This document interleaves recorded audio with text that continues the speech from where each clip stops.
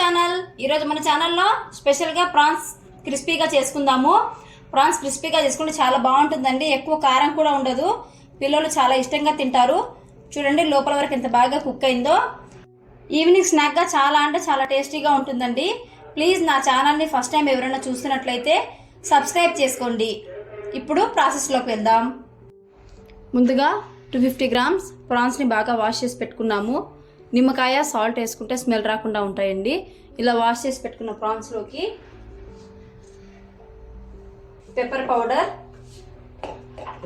పావు స్పూన్ అల్లం పేస్ట్, ఒక పావు స్పూన్ సాల్ట్, ఒక పావు స్పూన్ కారం పొడి, ఇవన్నీ వేసి బాగా మిక్స్ చేసుకుందాము. దీంట్లోనే ఒక చిన్న బద్ది నిమ్మకాయని పిండుకుందాము.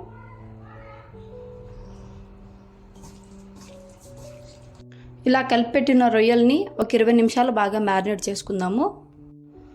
ముందుగా మసాలా వేసుకొని పిండిని రెడీ చేసుకుందాము. అందుకోసము ఒక గిన్నెని తీసుకొని దీంట్లోకి పెద్ద స్పూన్తో 2 స్పూన్స్ కార్న్ఫ్లోర్ వేసుకుందాము. అలాగే 2 స్పూన్స్ బియ్యం పిండి వేసుకుందాము. ఒక పావు స్పూన్ గరం మసాలా, ఒక పావు స్పూన్ పెప్పర్ పౌడర్, ఒక హాఫ్ స్పూన్ ఉప్పు, ఒక హాఫ్ స్పూన్ కారం వేసుకొని బాగా మిక్స్ చేసుకోవాలి.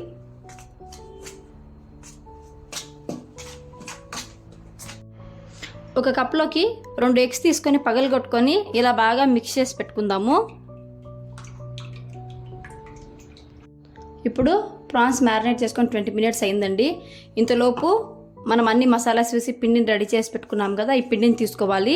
2 ఎగ్స్ బీట్ చేసి పెట్టుకున్నాం కదా, ఈ 2 ఎగ్స్ తీసుకోవాలి. అలాగే ఒక కప్లో బ్రెడ్ క్రమ్స్ తీసుకోవాలండి. ఇప్పుడు ఎలా కోటింగ్ ఇవ్వాలో ప్రాసెస్ చూద్దాం. ఆయిల్ని మీడియం ఫ్లేమ్లో పెట్టుకున్నాము. ఆయిల్ బాగా కాగేలోపు ఇలా ఒక్కొక్క రొయ్యను తీసుకొని ఫస్ట్ మనం మసాలా వేసి కలుపుకున్న ఈ పిండిలో బాగా కోట్ చేసుకోవాలి. ఇలా కోట్ చేసుకున్న దీనిని మనం ఎగ్ మిక్చర్ ఉంది కదా, దీంట్లో బాగా డిప్ చేసుకోవాలండి. 2 పక్కల బాగా కలవాలి. చూడండి ఇలా బాగా ఎగ్లో డిప్ చేసుకున్న దీన్ని బ్రెడ్ క్రమ్స్ ఉంటాయి కదా, ఇలా బ్రెడ్ క్రమ్స్తో ఫైనల్ టచ్ ఇచ్చేస్తే చూడండి ఇలా వచ్చింది. ఇలా చేసింది అన్నిటినీ చూడండి ఇలా కోటింగ్ ఇచ్చాం కదా, ఇలా అన్నిటినీ కోట్ చేసి పెట్టుకుందాము.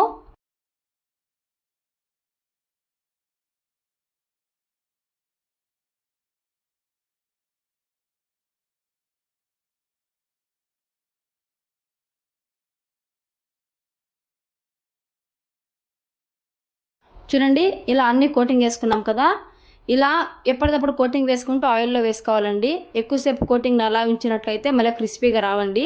ఇప్పుడు రెడీ చేసి పెట్టుకున్న ఈ కోటింగ్స్ని మనం ఆయిల్లో వేసుకుందాం. చూడండి ఆయిల్ బాగా కాలింది. ఇలా ఒక్కొక్క రొయ్యను తీసుకొని ఆయిల్లోకి వేసుకుందాం. స్టవ్ మీడియం ఫ్లేమ్లో పెట్టుకొని కాల్చుకోవాలండి.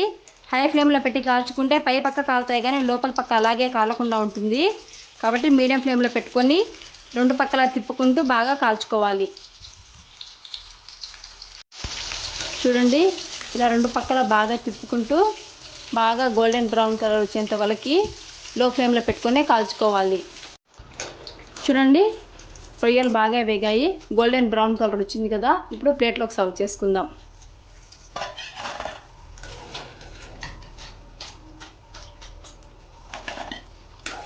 ఇలాగే ప్రతిసారి ఎప్పటికప్పుడు కోటింగ్ చేసుకుంటూ ఆయిల్లో వేసుకోవాలి. ముందే వేసి పెట్టుకోకూడదు.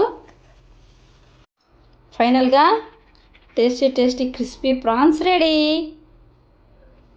మీ ఇంట్లో కూడా ట్రై చేయండి ఫ్రెండ్స్. ఈ వీడియో నచ్చితే లైక్ చేయండి, షేర్ చేయండి, సబ్స్క్రైబ్ చేయండి.